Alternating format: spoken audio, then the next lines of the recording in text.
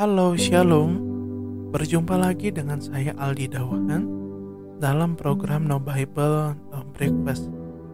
Kita akan lanjutkan kembali pembacaan Alkitab kita saat ini yang terambil dari Kejadian 38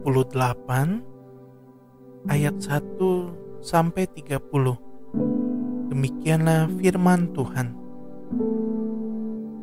Yehuda dan Tamar.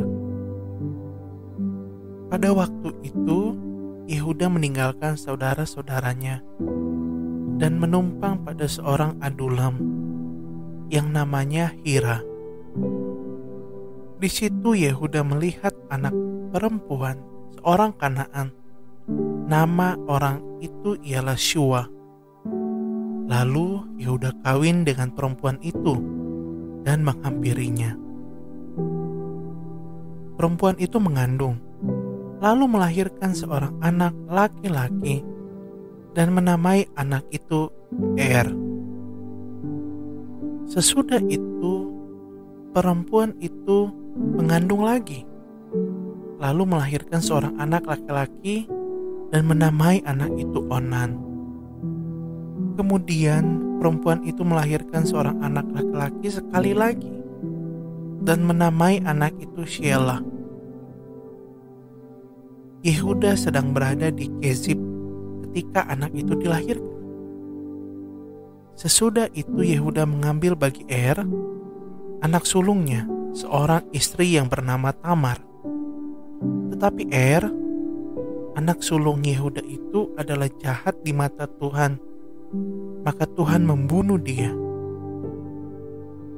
Lalu berkatalah Yehuda kepada Onan, "Hampirilah istri kakakmu itu, kawinlah dengan dia sebagai ganti kakakmu dan bangkitkanlah keturunan bagi kakakmu."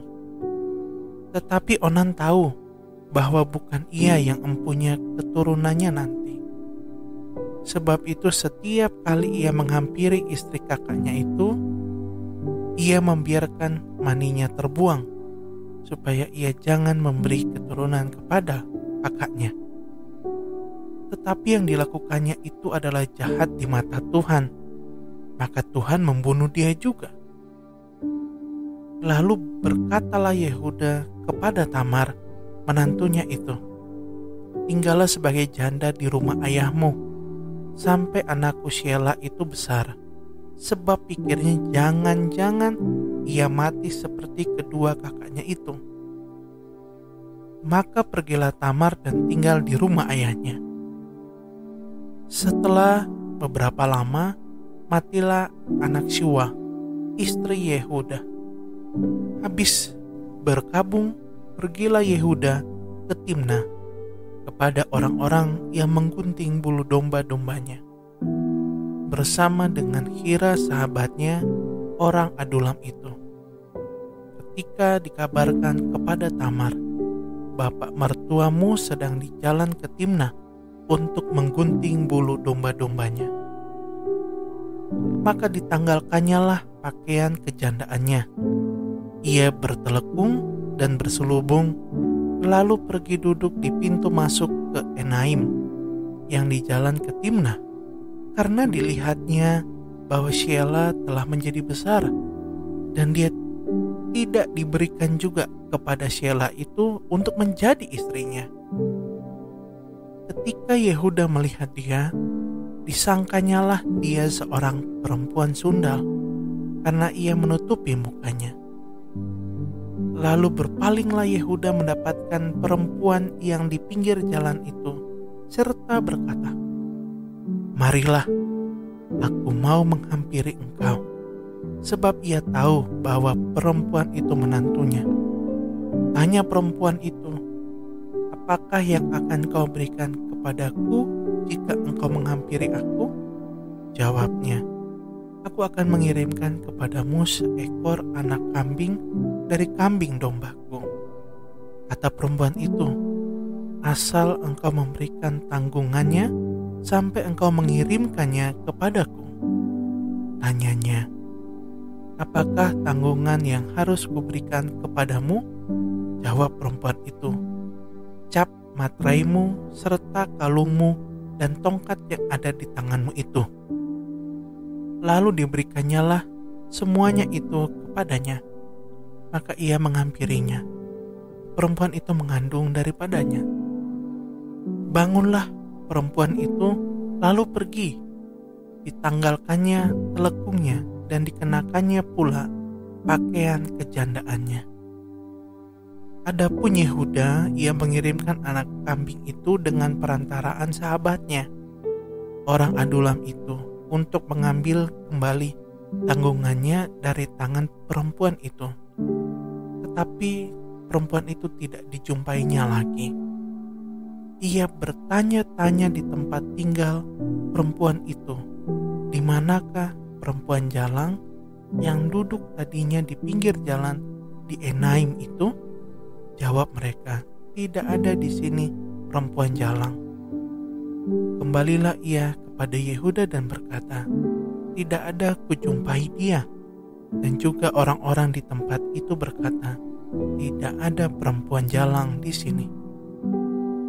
Lalu berkatalah Yehuda, biarlah barang-barang itu dipegangnya, supaya kita jangan menjadi buah olok-olok orang.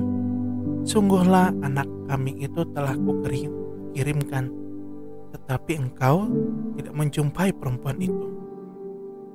Sesudah kira-kira 3 bulan, dikabarkanlah kepada Yehuda, Tamar menantumu bersundal, bahkan telah mengandung dari persundalannya itu. Lalu kata Yehuda, bawalah perempuan itu supaya dibakar. Waktu dibawa, perempuan itu menyuruh orang kepada mertuanya mengatakan, dari laki-laki yang mempunyai barang-barang inilah aku mengandung. Juga dikatakannya, periksalah siapa yang mempunyai cap materai serta kalung dan tongkat ini. Yehuda memeriksa barang-barang itu lalu berkata, bukan aku, tetapi perempuan itulah yang benar, karena memang aku tidak memberikan dia kepada Sheila, anakku. Dan ia tidak bersetubuh lagi dengan perempuan itu. Pada waktu perempuan itu hendak bersalin, nyatalah ada anak kembar dalam kandungannya. Dan ketika ia bersalin, seorang dari anak itu mengeluarkan tangannya, lalu dipegang oleh bidan, diikatnya dengan benang kirmizi, serta berkata, inilah yang lebih dahulu keluar. Ketika anak itu menarik tangannya kembali, keluarlah saudaranya laki-laki. Dan bidan itu berkata, alangkah kuatnya engkau menembus keluar. Maka anak itu dinamai Peres. Sesudah itu keluarlah saudaranya laki-laki yang tangannya telah berikat benang kirmis itu. Lalu kepadanya diberi nama Zera. Demikianlah pembacaan Alkitab kita saat ini. Kiranya memberkati Bapak Ibu saudara-saudari sekalian. Tuhan Yesus memberkati.